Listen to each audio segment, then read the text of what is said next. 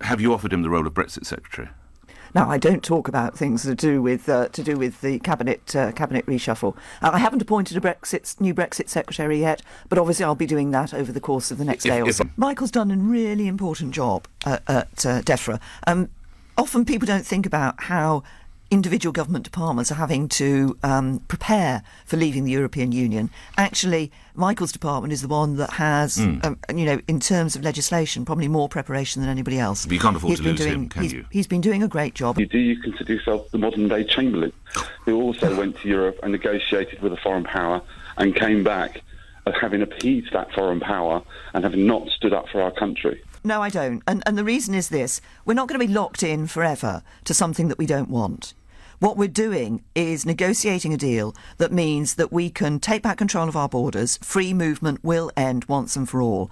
That we take back control of our money. We won't be sending vast sums of money to the EU every year. Sorry to stress this point. The DUP will be voting with you. Look, when this vote comes back, every individual member of Parliament will decide how they vote, whether they remember the DUP, Conservative, Labour, all the parties within the House of Commons.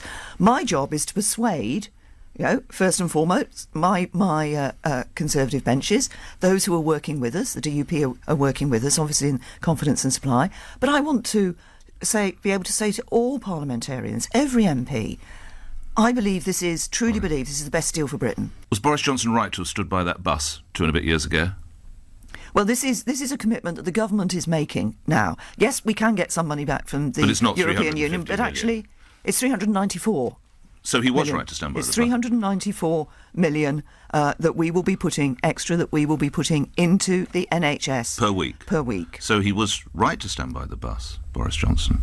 Well, the point Boris was making was, and the point people in the referendum was making, was that if we don't send vast amounts of money to the EU every year, we can spend it on our priorities back home. Will the Cabinet get a free vote?